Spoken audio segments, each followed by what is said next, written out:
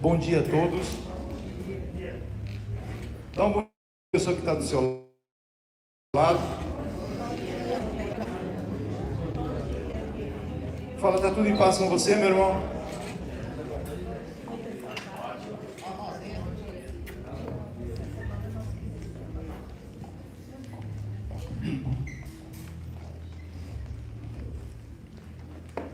Bom ver alguns rostos de volta.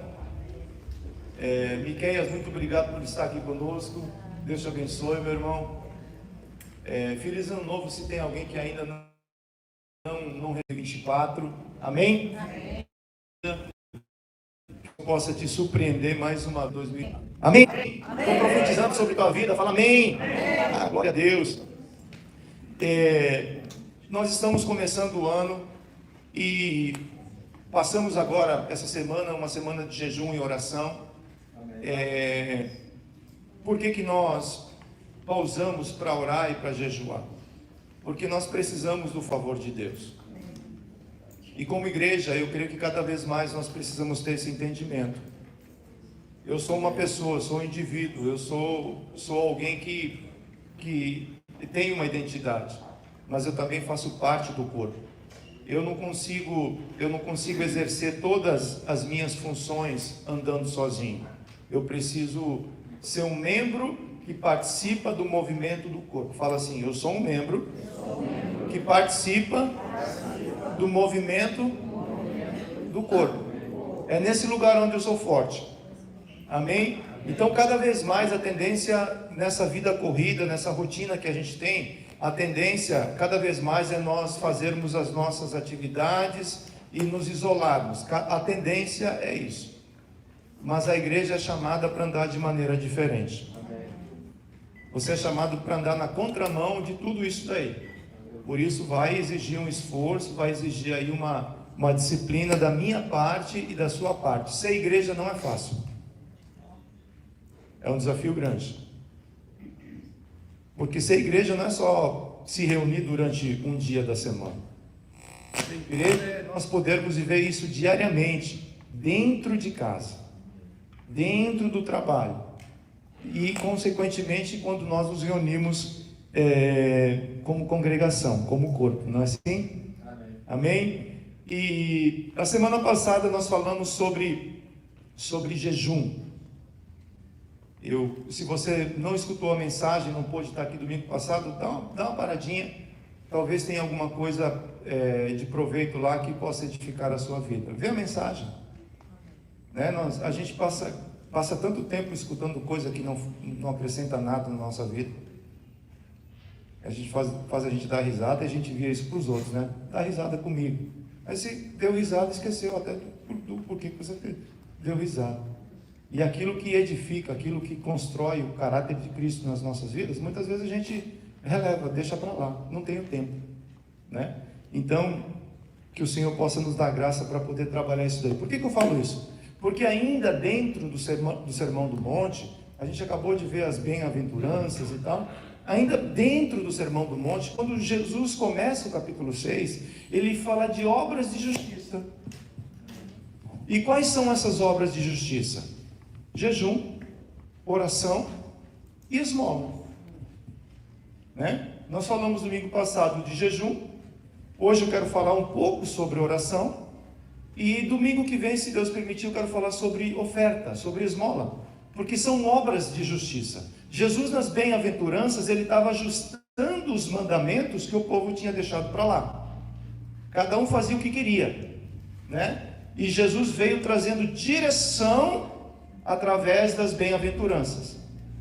E ele fala assim: se vocês fizerem isso, vocês vão ser luz e sal da terra. Se vocês praticarem isso, vocês vão ser luz e sal da terra. E ele começa o capítulo 6 introduzindo uma maneira prática de viver a vida cristã.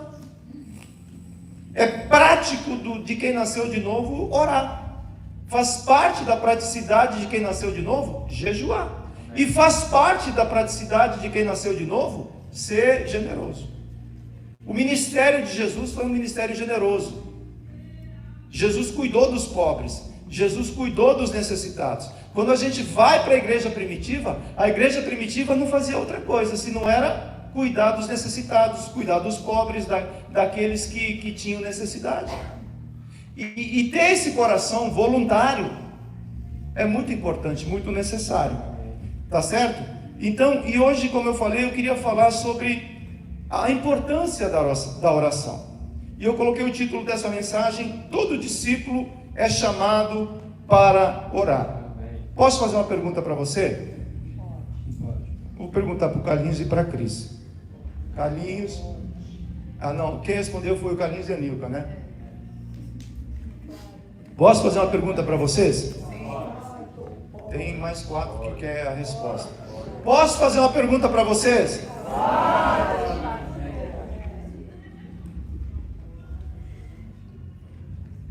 Você é um discípulo de Jesus? Sim. Fala, sim, eu sou um discípulo de Jesus. Então todo discípulo ele precisa ter esse entendimento. Jesus fala assim: errais por não conhecer o quê? E nem o poder de Deus. Não adianta ser só bereano, conhecedor das Escrituras. Tem que te conhecer também o quê? O poder de Deus. Não adianta ser só sapatinho de fogo. E quando troca o sapato de fogo, é levado pelo vento da doutrina, de um lado para o outro. Então Jesus ele traz o equilíbrio. Isso tudo faz parte das bem-aventuranças. Porque Jesus estava levantando um povo diferente. Jesus está levantando um povo diferente. E esse povo somos nós, discípulos de Cristo. Daniel capítulo 9, verso 3 fala assim: voltei o rosto ao Senhor Deus para o buscar com oração e súplicas, com jejum, vestido de pano de saco e sentado na cinza. A Bíblia nos chama para um contínuo crescimento como discípulos. A vereda do justo ela vai brilhando cada vez mais. A oração é uma prática, fala prática, que precisamos aprender a desenvolver através da perseverança, humildade, fé e perdão. Quando Deus quer realizar uma obra em nós, Ele nos leva à oração. A oração impulsiona a nossa fé. Eu costumo dizer que oração é igual escova de dente. Cada um precisa ter a sua. É anti-higiênico usar a escova dental do outro. Lá em casa a gente diferencia muito bem isso para não ter problema. Por quê? Porque oração é algo que Deus desenvolve a intimidade diretamente com você. É onde você fala e Deus escuta, e é onde Deus fala e você escuta. Todo discípulo, o desejo do discípulo é aprender a orar. Lucas 11:1. Jesus estava orando em certo lugar, e quando terminou, um dos seus discípulos lhes pediu. O que ele pediu? Senhor, ensina-nos a orar, como também João ensinou os seus discípulos. Aprender é uma característica de quem está começando algo novo. Quem está aprendendo precisa perguntar, não é assim? Tem que ter a humildade e reconhecer que eu estou e falar, eu não sei fazer. E esse discípulo, ele reconhece isso e diz, Jesus, eu vejo como você ora. E a maneira que eu oro, provavelmente essa pessoa tinha uma vida de oração, porque é um judeu. Práticas de justiça. Isso era ensinado desde da infância. A jejuar, orar e ser generoso. Então provavelmente essa pessoa tinha uma vida de oração. Mas quando ele olha para a vida de oração de Jesus, como Jesus orava, ele fala assim, Jesus, me ensina a orar do teu jeito. Fala assim, Jesus, me ensina a orar do teu jeito. O novo nascimento nos introduz a um aprendizado de novos conceitos de reino dos céus. Por isso é preciso aprender, guardar e praticar esses princípios. Com relação à oração, não é diferente. Quem pratica a oração desenvolve esse princípio. Fala, quem pratica qualquer coisa, desenvolve o que está praticando. Um profissional que pratica diariamente aquilo que ele faz por 15 anos, depois de 15 anos, como que está a prática dele nessa área? Desenvolvida. Então, não é diferente com relação à oração. A experiência é um resultado da prática. Quando eu pratico algo, isso vai gerar experiência na minha vida.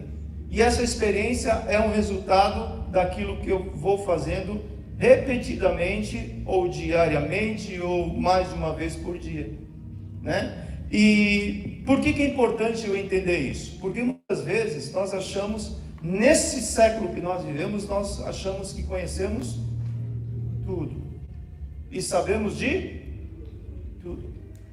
Você já falou com teu filho e ele fala assim, I know daddy, I know mommy, I know that, I know everything actually. Tell me something new. And sometimes you say that to Jesus, I know everything, Jesus. Tell me something new. Surprise me. E esse coração precisa ser trabalhado, porque o discípulo precisa aprender constantemente. Enquanto nós estamos aqui nesse tabernáculo, que ele é limitado, constantemente nós precisamos aprender. E se você souber, tenha a humildade de reconhecer que você não sabe nada. O discípulo tem um chamado para orar. Mateus capítulo 6, verso 6. Acho que a bateria foi. Ou eu desliguei. Alô? Obrigado, Jonas. Mateus capítulo 6, verso... Eu vou falar diferente porque aqui é o Marciano, não o Jonas. Mateus capítulo 6, verso 6. Mas você o que é? Eu.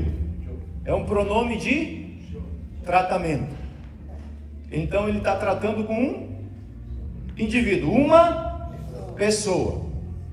Aí ele traz o verbo, a prática. Qual que é o verbo e a prática? Mas você, quando orar, vá para o seu quarto. Feche a porta, deixe a preocupação, ansiedade, a esposa do lado de fora, pelo amor de Deus. Fala, agora eu vou ter paz. O celular, não leva o celular para orar. Tranque o quarto. Feche o quarto. Para quê? Olha o que fala aqui. Feche a porta e ore ao seu pai, que não pode ser visto. Qual que é o problema da oração? O problema da oração é que eu não estou sentindo nada, não estou vendo nada e nada está acontecendo. Você já se pegou nessa situação? Eu não estou vendo nada, não estou sentindo nada, nenhum arrepio, nada, e nada está acontecendo. Esse é o problema da oração. Essa oração você não está falando com teu pai, você está falando com você. Quando você está falando com teu pai, olha o que acontece.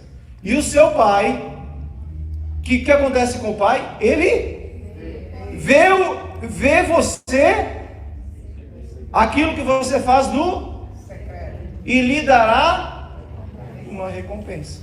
Então quando eu oro, Deus me vê, Deus me escuta, e a minha oração tem resposta. Essa é a maneira que Jesus quer nos ensinar a orar. O tempo, ele determina, mas eu preciso ter esse entendimento. Eu não estou falando para as paredes, ou eu não estou falando para um pedaço de pau. Eu estou falando com Deus que está sentado no trono, e tem todo o poder, toda a autoridade, e eu sou seu filho, e ele tem poder para responder minha oração.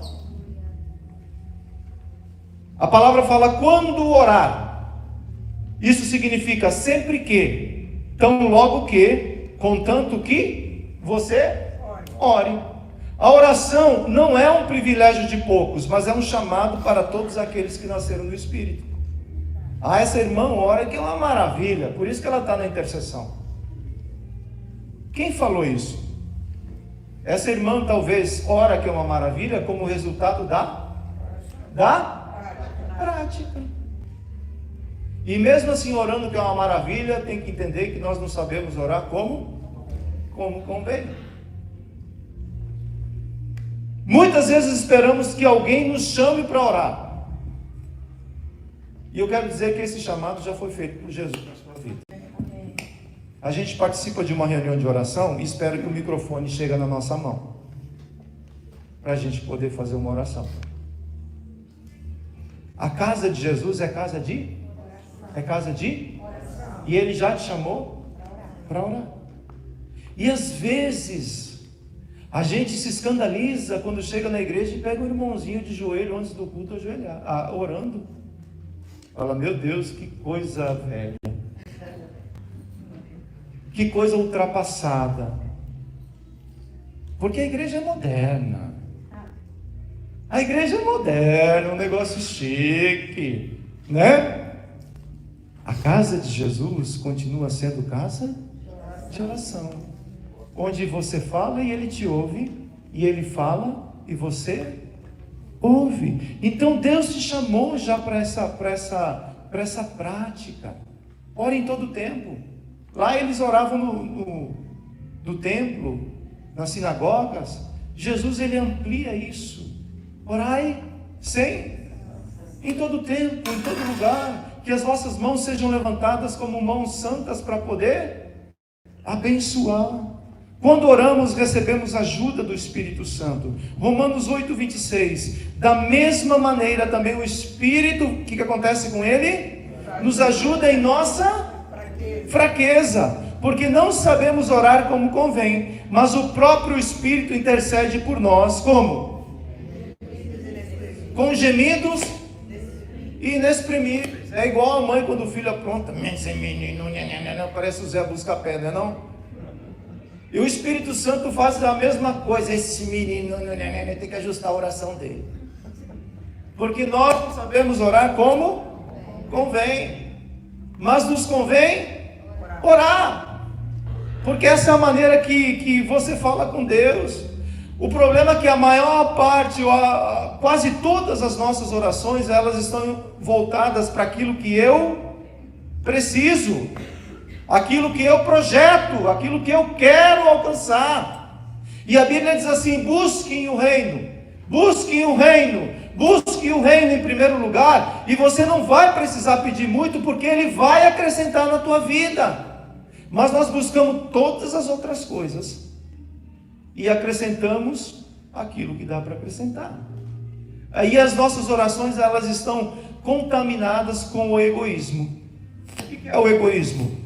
Tudo aquilo que eu peço tem um benefício em mim mesmo. Por isso que a intercessão é algo interessante, porque o intercessor, ele não pede para ele se coloca entre a necessidade de alguém e Deus, e ele é aquela ponte que ora e intercede por aquela pessoa. Jesus, Ele é a ponte que está entre a minha necessidade e Deus Pai, e Ele intercede de acordo com a vontade do Pai, porque a oração respondida é a oração que está de acordo com o coração do Pai, e Ele faz esse translate. Ele fala: Pai, Ele está pedindo isso, mas deixa eu acrescentar e mudar a direção dessa oração, para que você possa responder, porque Deus quer responder a tua oração. Amém. Mesmo a gente pedindo errado, Deus quer responder a minha oração, porque Ele é bom. Amém? Amém? Amém. Por isso, para compensar, Ele coloca o Espírito Santo dentro de nós, e Jesus Cristo à destra de Deus Pai, para poder ajustar as nossas orações. Romanos 8:34. Quem os condenará? É uma pergunta que Paulo está fazendo para a igreja de Romanos. Quem os condenará? É Cristo Jesus quem morreu, ou melhor, quem ressuscitou, o qual está aonde? E o que faz? O que ele faz? Por nós quem? Nós. Eu e você, a igreja de Cristo. E isso muda todo o contexto. A intercessão tem um poder maravilhoso. Tem ou não tem? Tem um poder maravilhoso. Então agora eu quero aplicar essa mensagem, essa palavra, com um exemplo. E eu espero que nessa introdução você tenha entendido já a mensagem. O que eu falar daqui para frente é só para poder aprofundar aquilo que eu trouxe nessa introdução. O discípulo deseja aprender a orar. Muitas vezes a gente tem vergonha de falar com Deus, mas com as pessoas, você está falando com todo o respeito, né? Deus, ele continua sendo, ele não é o teu brother, tá? Deus não é o teu brother, ele é o Senhor do universo. Se você chegar diante de uma grande autoridade do exército, ou qualquer pessoa que ocupa essa função e fala assim: e aí, meu brother? Você fala isso? Hã? Não. Deus continua sendo soberano, eterno. E a gente vê isso na vida de Daniel, na vida de Neemias, quando ele vai orar. Ele exalta o nome de Deus. Deus, ele é Senhor de toda a terra. Ele é santo. E eu preciso aprender a como lidar com Deus, a como trabalhar com Deus. Ele quer que você tenha intimidade? Sim, mas não libertinagem. Nós precisamos trabalhar isso daí. E agora eu quero aplicar essa palavra no exemplo que está em Marcos capítulo 11, verso... Me acompanhe a leitura, por favor. Fala assim: e passando eles pela manhã, viram que a figueira estava seca desde a raiz. Então Pedro, lembrando-se, falou: mestre, eis que a figueira que o Senhor amaldiçoou ficou seca. Verso 22. Ao que Jesus lhes disse: tenham fé em Deus, porque em verdade lhes digo, se alguém disser a este monte: levante-se e jogue-se ao mar, e não duvidar no seu coração, mas crer que fará o que diz, assim será com ele. Verso 24. Por isso digo a vocês, que tudo o que pedirem em oração, creiam creiam que já receberam, e assim será com vocês. E quando estiverem orando, se tiverem alguma coisa contra alguém, perdoem, para que o Pai de vocês, que está nos céus, perdoe as ofensas de vocês. E último verso: mas se vocês não perdoarem, também o Pai de vocês, que está nos céus, não perdoará as ofensas de vocês. Vamos orar? Pai querido, no nome de Jesus, nós queremos nesse momento reconhecer que o Senhor é soberano, o Senhor é aquele que nos ensina, e como discípulos do Senhor nós queremos aprender de Ti, querido Espírito Santo, que está dentro de nós, que nos ensina a orar como convém. Fala conosco aquilo que nós precisamos ouvir nessa manhã. Acrescenta graça, acrescenta entendimento, para que a nossa vida possa ter, a nossa vida de oração, de maneira prática, possa crescer contigo, meu Deus. Esse é o nosso objetivo, e é no nome de Jesus que nós oramos. Amém? Amém? E a primeira coisa que eu preciso aprender com relação à oração é que Jesus envia aos seus discípulos uma prova de perseverança.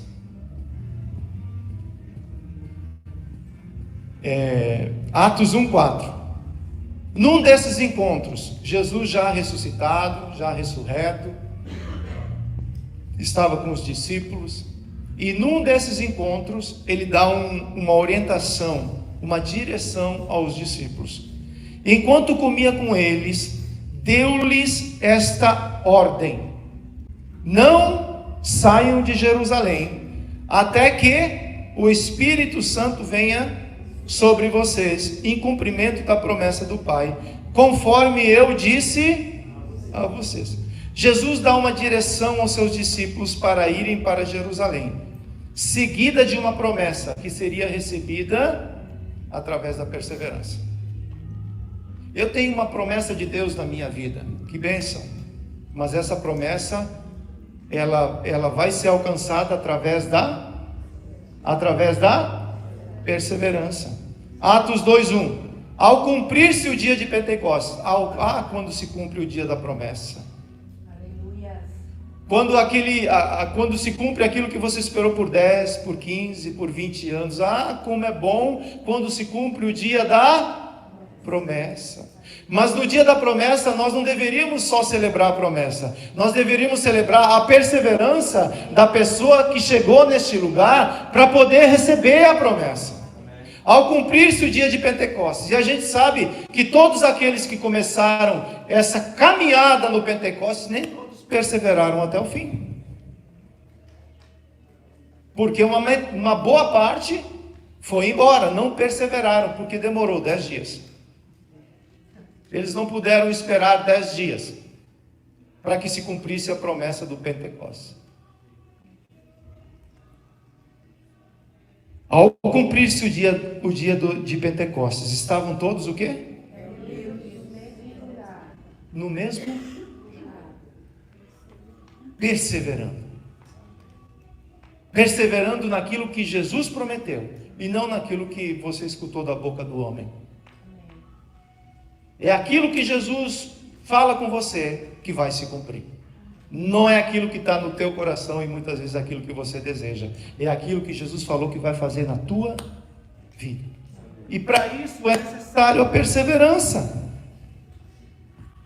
O nosso problema não é começar um projeto. Todo mundo tem ideias fantásticas. É só ter um projeto que muita gente chega para dar ideia. Mas o problema é executar e concluir. O Evangelho é isso.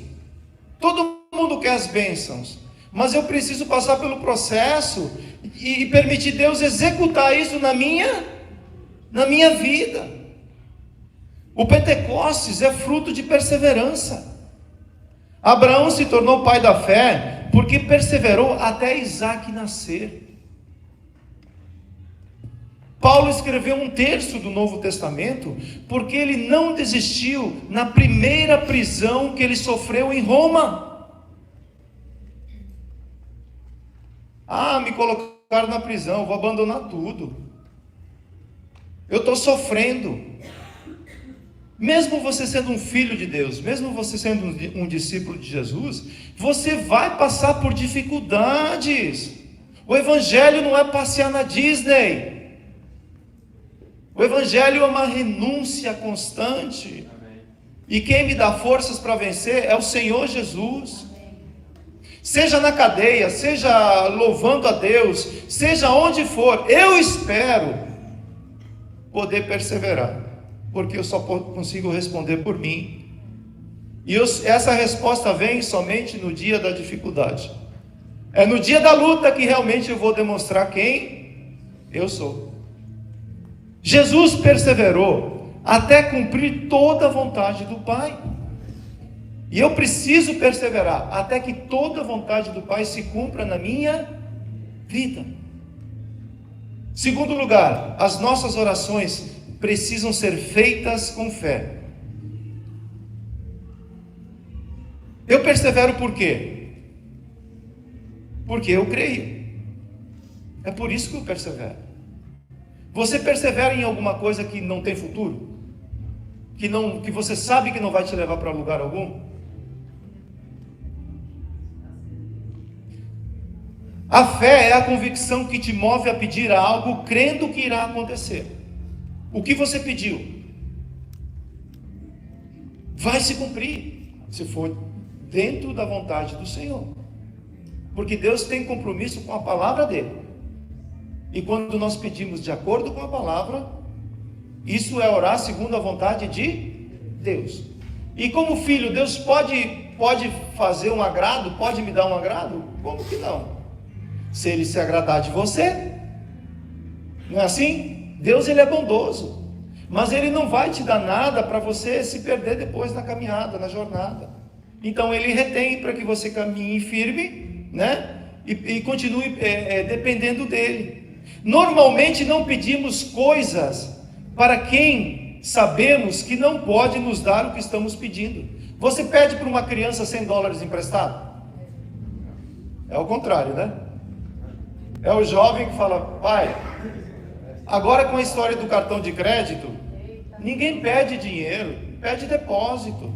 Passa um Zelle, faz qualquer coisa, um wire transfer, um Pix, faz qualquer coisa.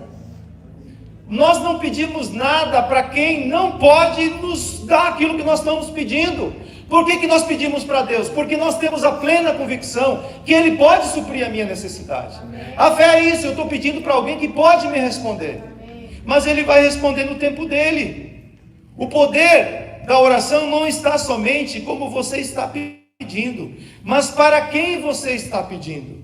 A fé é confiar plenamente em Deus. Marcos 11, 22. Em resposta, Jesus disse aos seus discípulos: tenham fé? Tenham fé em Deus. Verdadeiramente eu afirmo a vocês que se alguém disser a este monte: levante-se e jogue-se no mar, e não duvidar no seu coração, mas crer que acontecerá o que disser, assim será. Verso 24. O que está escrito aí? Leia por favor. 1, 2, 3.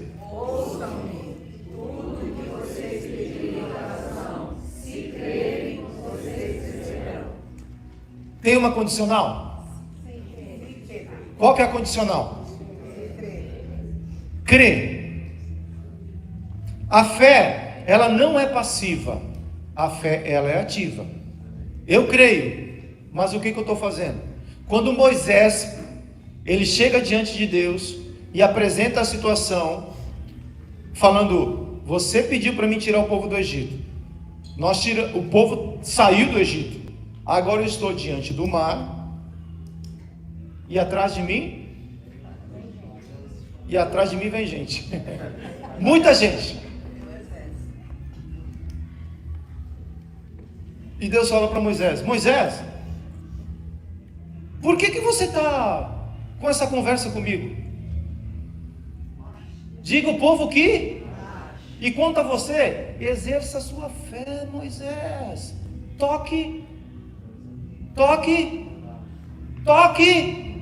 naquilo que você precisa que aconteça um milagre. Toque. Libera um toque de Deus sobre essa situação, sobre o filho, sobre a área das finanças, sobre o que for. Moisés, libera a tua fé, porque se você liberar a fé, o mar vermelho é obra minha. Você libera a fé, eu cumpro o projeto de Deus na tua vida. Eu só espero que você libere a sua fé. A fé não é passiva, ela é ativa. A fé é acompanhada de frutos, pois ela torna as petições visíveis. Deus não responde petições egoístas, Ele responde fé.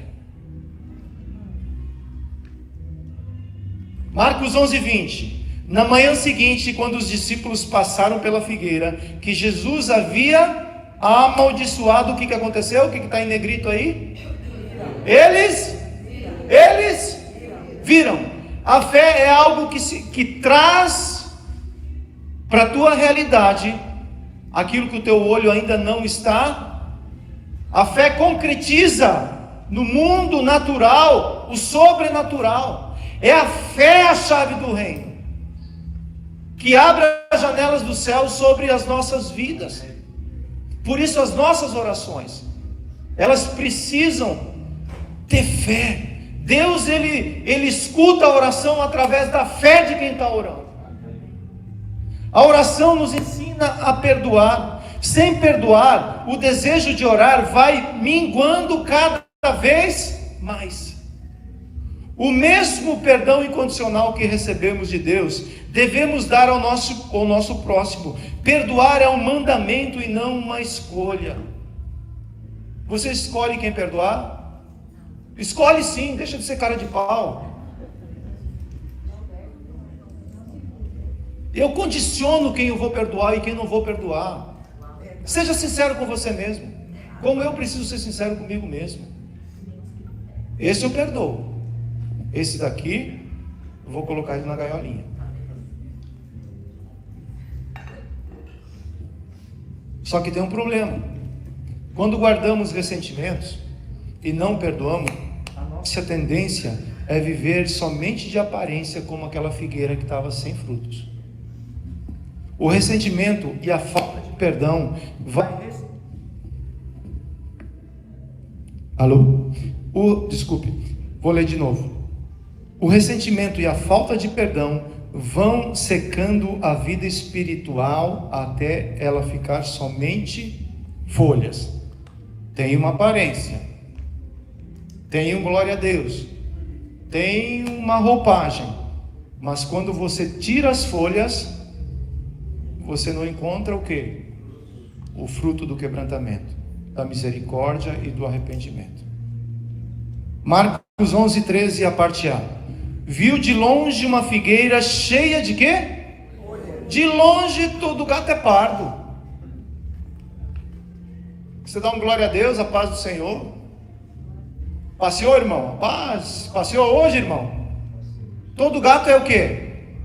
Pardo. Mas vai tirando as folhas. Você vai ver se tem frutos ou não. Porque desde o Éden o homem aprendeu a se vestir com folhas. Em casa o galo canta. E não é o galo mineiro. Estou com a garganta bem seca. Aí o irmão chega na igreja, não faz nenhum concerto santo de entrar na igreja. Não sou religioso não. Aí o pau quebrou e fica assim mesmo. O problema é que com esse coração você não consegue adorar. Com esse coração você não consegue se quebrantar. Mas o quebrantamento tem que acontecer antes. Eu não posso deixar a minha vida espiritual se tornar ou se cobrir com folhas.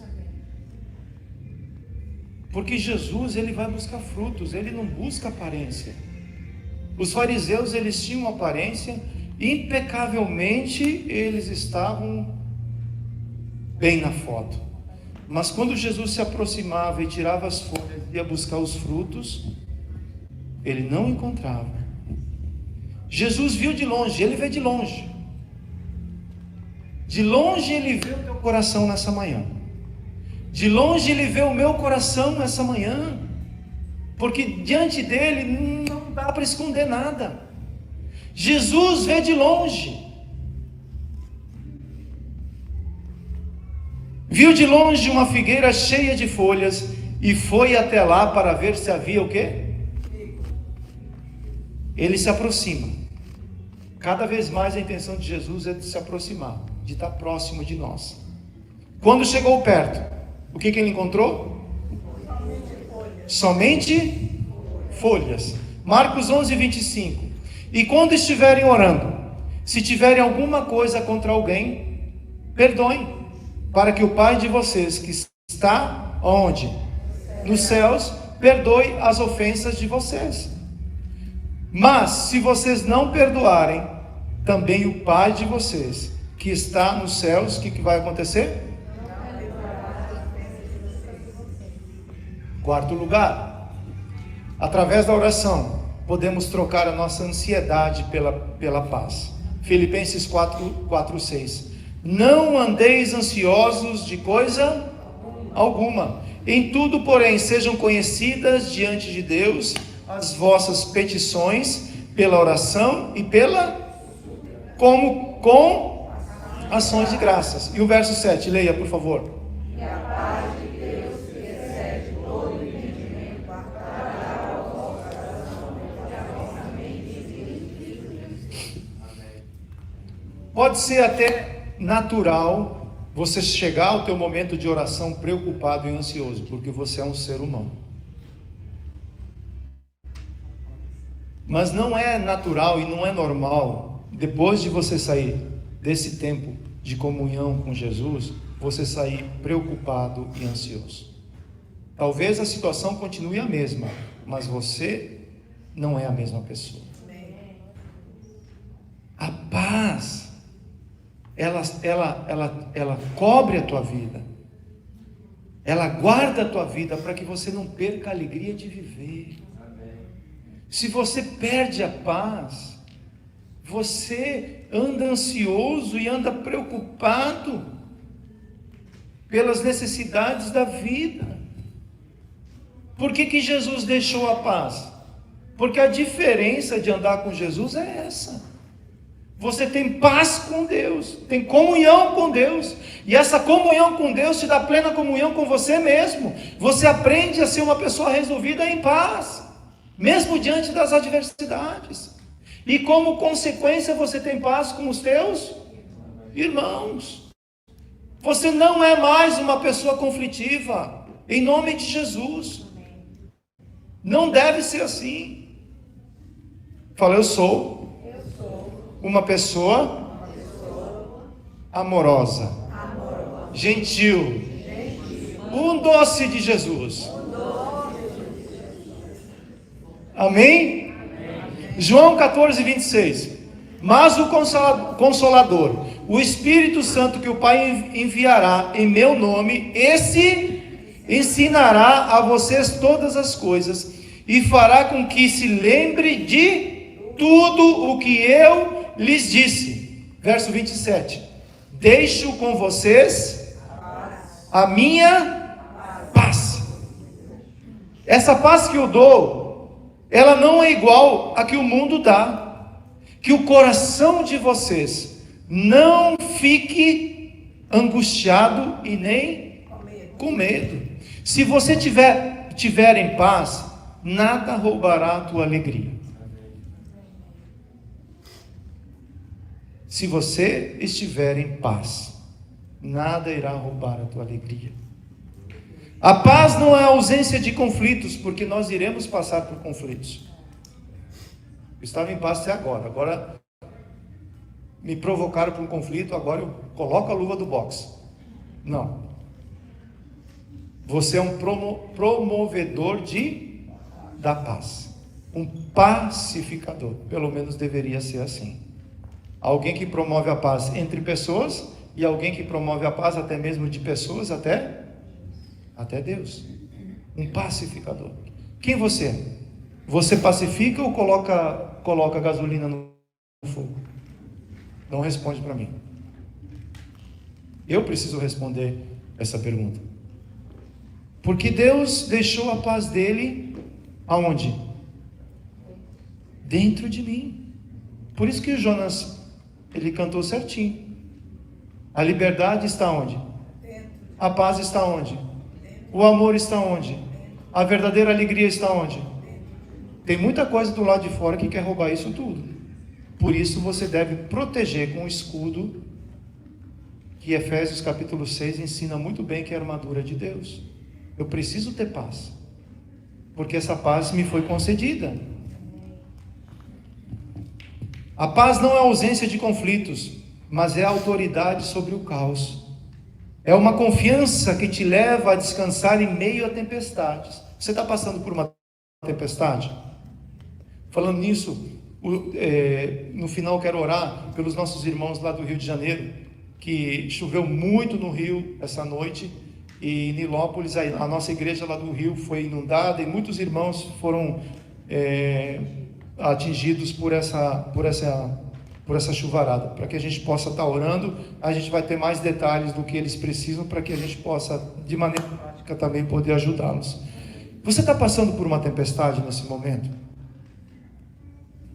Uma tempestade que vem se arrastando, vem durando bastante tempo. Deus quer te dar paz, quer tranquilizar o teu coração. Somente Ele pode fazer isso nas nossas vidas. E último lugar, a oração nos ensina a humildade. Orar sem humildade é querer exigir que Deus faça o que eu quero. Faça. Deus não responde a arrogantes. Vou repetir. Deus não responde a arrogantes. E quando eu falo isso, eu sempre falo de mim, tá? Tudo que está escrito aqui eu falo para mim. Porque muitas vezes, o filho às vezes é arrogante com o pai. Você tem que me dar. You gotta do it. Mommy, what are you doing? I need this right now. Ah. Às vezes a gente faz isso com o nosso Deus nas orações, porque é ensinado que você tem que demandar, tem que exigir e Deus tem que fazer. Tem esse ensino aí? Não tem? Tem ou não tem? Tem, eu sei que tem. Porque o que você falar de oração eu já li. Fiquei 3, 4 anos lendo livros e cheguei à conclusão que eu preciso ter minha própria vida de oração. Gastei bastante com livros para poder entender que Jesus quer me ensinar a orar. Pode ler um bom livro? Claro, vai te ajudar a você entender o que já está na palavra. Porque todo bom livro ele é extraído da palavra.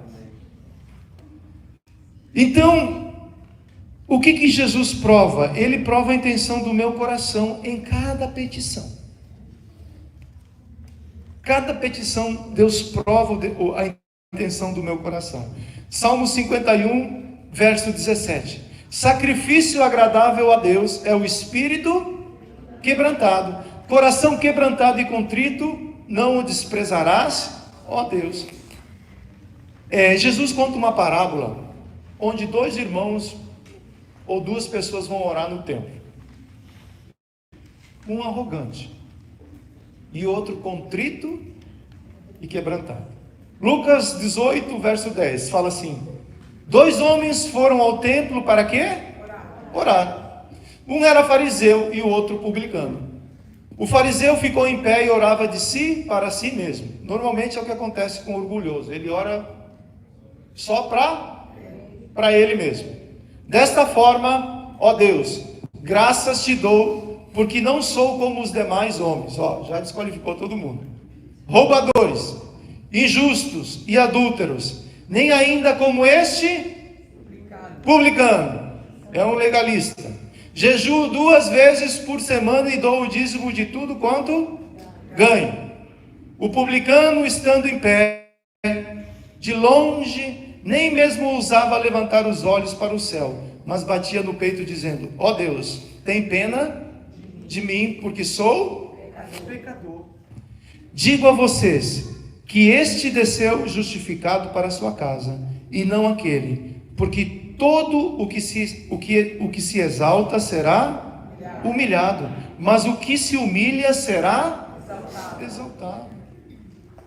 Jejum, oração, oferta, não tem a ver com aquilo que você faz de bom.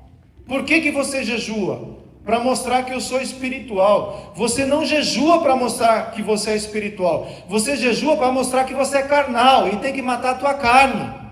Por que você ora? Porque eu faço parte do ministério de intercessão. Não, você ora porque sem oração você morre espiritualmente. Por que você lê a palavra? Para ser um teólogo? Eu cheguei aqui agora pela manhã, tinha 3 teólogos aqui no templo discutindo algo maravilhoso. Eu falo: rapaz, eu não consigo fazer nem o prefácio desse livro de vocês aí. Estou brincando. Eu não aprendo a palavra para ensinar. A palavra você não aprende para ensinar. A palavra você aprende para viver. Amém. E aquilo que Deus permitir você viver pode se tornar um ensino para outras pessoas.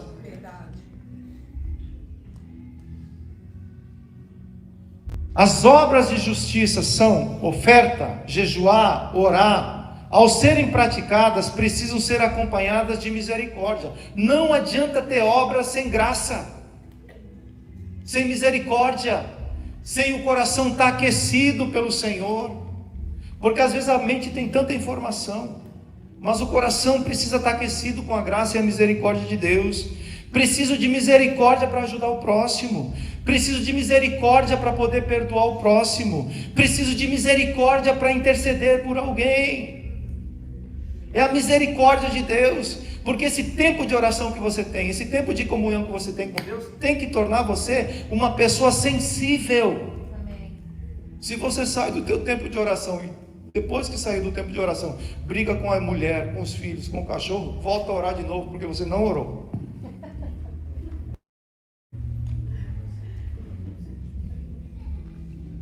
Você falou de si para si mesmo, porque se Jesus falar com você, Você volta pedindo perdão papagaio, perdão cachorro, perdão não sei o que, perdão.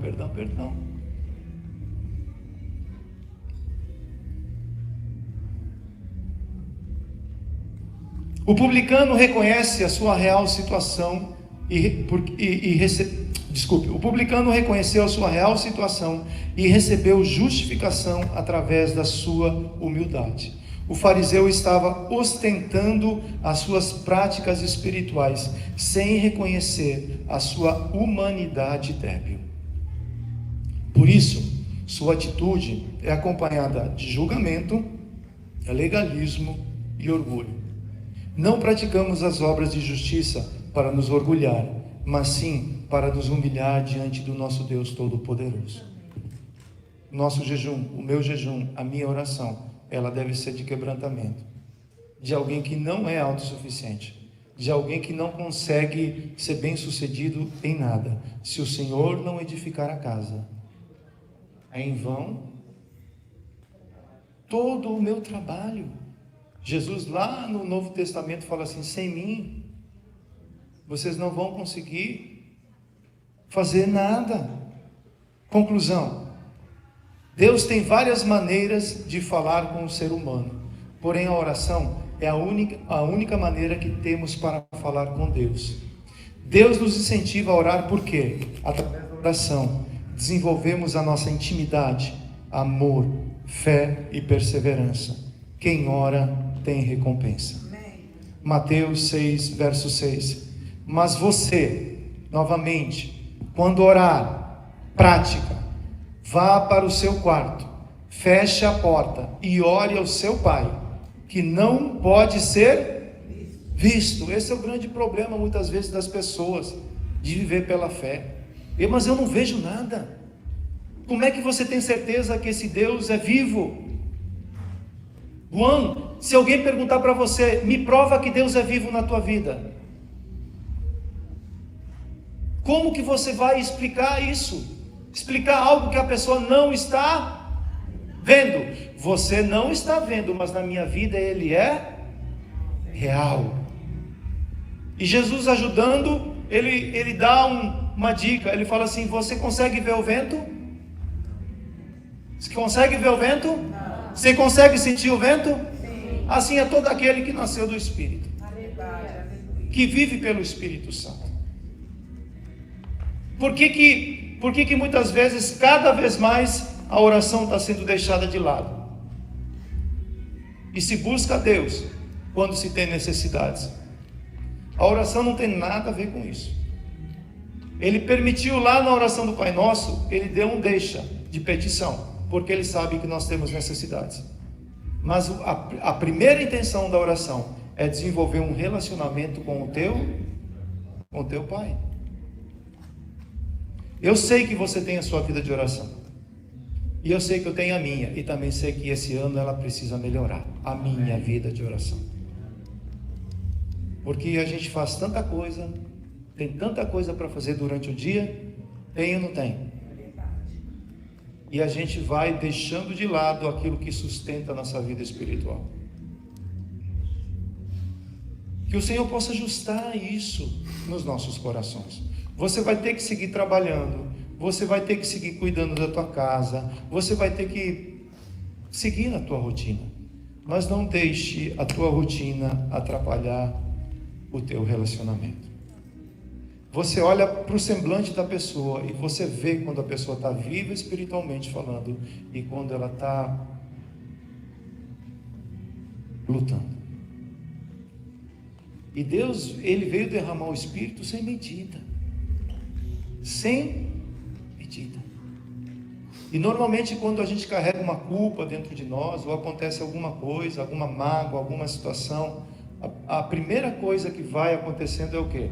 A gente vai cortando a fonte espiritual. Quando os inimigos chegavam em Israel, eles não destruíam o palácio, primeiramente falando. Eles destruíam o quê? O altar. Porque se não tiver altar, não tem força. E a força do povo de Deus está onde? em Deus, no Deus Todo-Poderoso. E essa vida doida que a gente vive com todo o respeito, a primeira coisa que o inimigo continua por aí, sabe?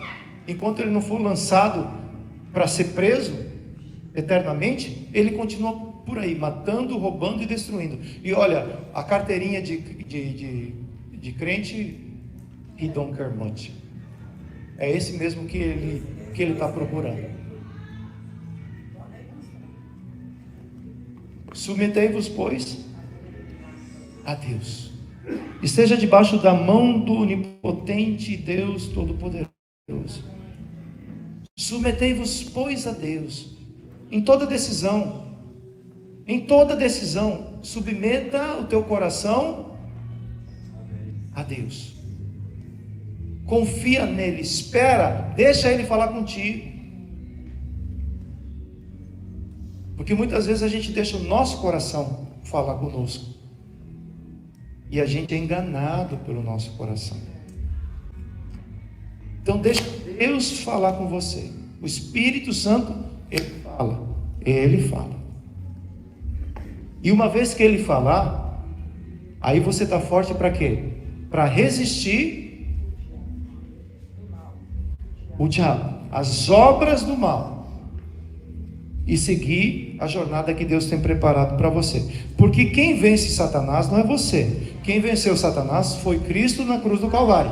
Você só precisa estar debaixo dessa potente mão do Senhor. E assim como Ele venceu, Ele prometeu que você também vai vencer. Essa vitória, ela é vitalícia. Chegou até nós. Por causa de Cristo Jesus. Você não vence o diabo por causa do teu jejum. Você não vence o diabo por causa da tua oração. Ele já venceu.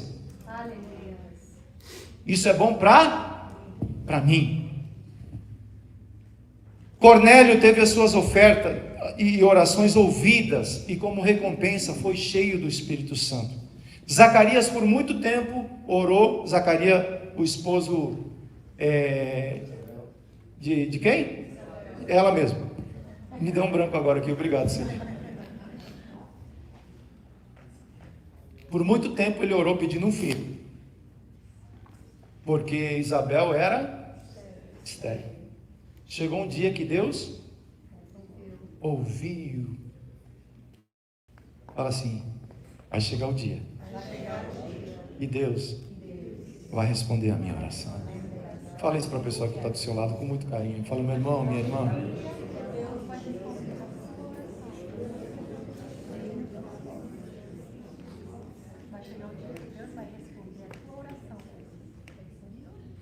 o rei Ezequias, prestes a morrer, Isaías chega até ele com uma mensagem falando assim: coloca a tua casa em ordem, meu irmão, porque você vai morrer.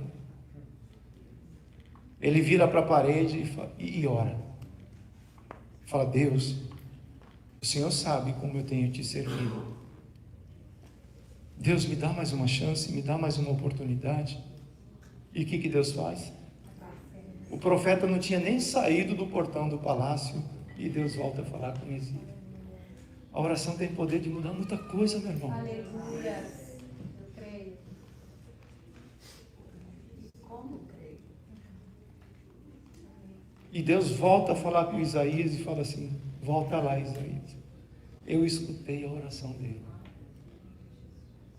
Diz para ele que eu vou acrescentar quantos anos mais?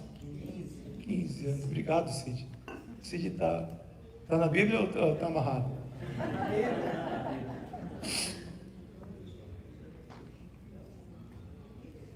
Deus tem poder em responder a oração. Deus quer responder a tua oração, meu irmão. Deus quer responder a minha oração.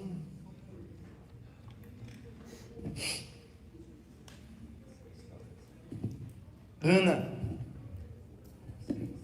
outra estéril. Um dia no templo, ela rasga o coração dela. E o sacerdote estava meio sem discernimento, sabe? E Deus responde a oração de Ana. E recompensa a Ana com o último juiz e o primeiro profeta. o tal de Samuel. Samuel. Se você encontrar Samuel, pergunta o que significa o nome dele, ele vai te responder. O cara é um teólogo. Samuel, Deus chama, é o que Deus chama.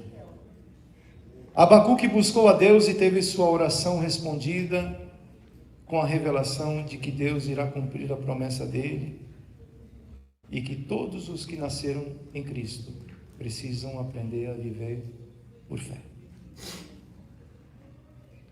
Onde há fé, há a resposta de Deus. Amém.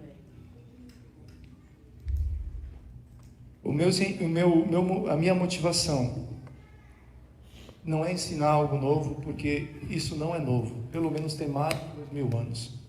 Eu estou aqui para me lembrar e te lembrar que a oração continua ativando a minha fé e a sua fé. Não deixe de orar, seja o que for, seja qual o motivo, seja correria, seja qual for a situação.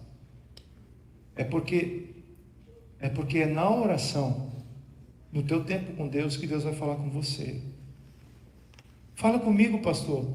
Filho, fale você com Deus. Deixa Ele falar com você. É isso que muda a tua vida. É isso que transforma o teu ser.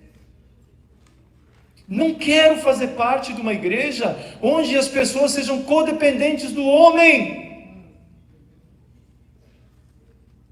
Quero que você priorize aquilo que Jesus conquistou, que é o livre acesso ao Pai. Tenha você as tuas experiências com Deus.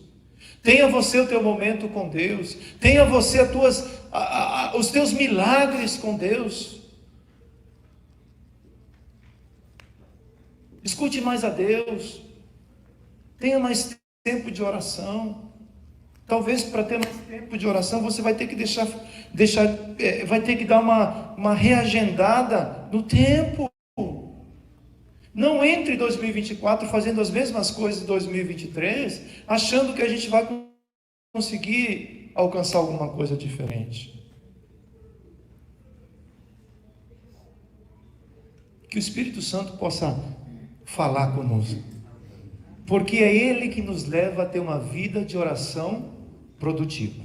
Não é ficar 2 horas, 3 horas, 4 horas.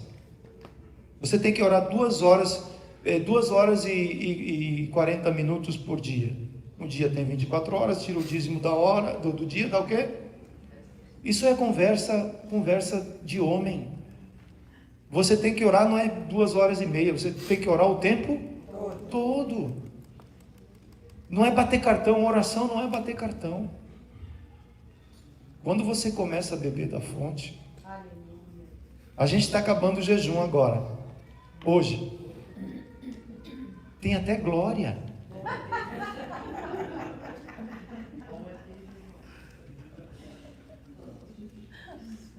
A gente começa o jejum meio triste, né? Vou ter que jejuar. Termina o jejum, o pessoal está avivado, glória, porque acabou o sofrimento. Ontem o irmão chegou para mim e falou assim: glória a Deus, amanhã tem. Esses somos nós. Deus olha para a gente e fala assim: vou tentar ensinar o próximo ano de novo. Para ver se nós, como povo de Deus, conseguimos entender essas coisas. Nós temos prazer nas obras da carne. Eu espero que o Espírito Santo nos leve a ter prazer nas obras do Espírito. Vai chegar o tempo que a igreja fala: jejum é bom demais. Orar, meu Deus do céu, como é bom orar. Como é bom ler as Escrituras. Como é bom ter comunhão. Obra do Espírito. Só Ele pode nos fazer entender essas coisas. Coloque-se de pé, eu quero orar por mim e por você, por favor.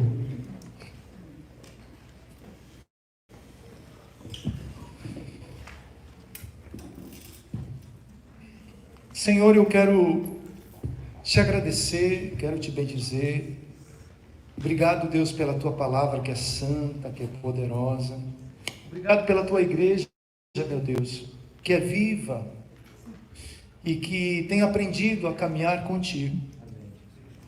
Nós, nessa manhã, falamos sobre oração, mas entendemos que oração não é somente um ensinamento, é um coração que se volta e deseja praticar isso. Não para que seja visto, reconhecido, mas porque deseja muito aprender e a relacionar com o seu Deus. No nome de Jesus, levanta uma igreja, meu Deus, que seja impulsionada pelo Espírito Santo, levada ao Espírito, através do Espírito Santo, a restaurar esse altar de oração, a restaurar esse altar de comunhão, a restaurar esse altar de perseverança, a restaurar esse altar de fé, a restaurar esse altar de amor, de misericórdia, no nome de Jesus, Pai. O Senhor, quando foi ensinar sobre oração aos seus discípulos, o Senhor não trouxe julgamento sobre eles, porque eles não estavam fazendo aquilo da maneira correta. Pelo contrário, através da prática, com muito amor, o Senhor ensinou como isso deveria ser feito. E animou para que eles pudessem praticar isso, porque isso iria influenciar diretamente na vida deles. Da mesma maneira, Senhor, somos os teus filhos, somos a tua igreja, Senhor. E quando nós olhamos para a primeira igreja que o Senhor criou, que o Senhor estabeleceu lá em Atos, nós aprendemos a importância que eles davam à oração, a perseverar na oração, a perseverar na sã doutrina, a perseverar, Senhor, na comunhão. Como é difícil manter os relacionamentos saudáveis, Senhor. É obra do Espírito Santo. O Espírito Santo restaura os nossos relacionamentos, fortalece a tua igreja, para que ela possa, no nome de Jesus, Pai, viver, ó Deus, nessa intensidade que o Senhor nos chamou para viver. Se existe porventura algum altar de oração que foi abandonado, que foi deixado de lado, Espírito Santo, que o Senhor possa hoje convencer, para que nós possamos voltar a este lugar de intimidade contigo, para que o altar possa ser aceso novamente, para que o fogo possa queimar novamente sobre o altar, e diariamente que nós possamos cuidar desse altar, constantemente que nós possamos cuidar desse altar, não permitir que a rotina, a correria da rotina apague o fogo que está sobre o altar. Espírito Santo de Deus, eu clamo pela tua graça e pela tua misericórdia. Nos dê, Senhor, anseio pelas coisas do alto, mesmo nós estando aqui na terra, mesmo nós estando dentro de um corpo carnal, queremos cumprir as obras de justiça, queremos viver como esse povo, pelas veredas da justiça de Deus. Só o Senhor pode fazer isso nas nossas vidas, e é no nome de Jesus que eu oro. Eu abençoo, Senhor, a tua igreja, eu abençoo os nossos filhos, eu abençoo, Senhor, cada casa representada aqui. Pai amado, cria, Senhor, esse ambiente, cria, Senhor, este lugar, onde ao invés de passar tanto tempo na frente da televisão, diante da rede social, que nós possamos parar um pouco, para falar contigo, para que o Senhor possa falar conosco. Não permita que a tua igreja, Senhor, perca a essência básica de ser igreja. No nome de Jesus, guarda os nossos corações. E quero pedir, meu Deus, e quero clamar, Senhor, para que o Senhor nos levante como uma igreja viva, uma igreja forte, uma igreja, Senhor, que avança, uma igreja, Senhor, que diante das dificuldades se dobra de joelhos para poder depender totalmente de Deus. E essa igreja tem respostas, essa igreja tem vitória, e essa igreja continuará em frente, porque é através do sangue de Cristo que essa vitória já foi liberada para as nossas vidas. A oração é chamar à existência aquilo que está na despensa de Deus, é pedir, por favor, Pai, me abençoa com aquilo que está nos céus, cria aqui na terra aquilo que eu ainda não vejo, mas tenho certeza que o Senhor irá realizar. Como filhos humildes, como filhos que dependem do Pai, nós queremos ter esse coração simples, contrito e humilde, para poder aprender que eu não sei orar como convém, mas me convém a orar. E é no nome de Jesus que eu oro e agradeço. Amém? Dê um abraço.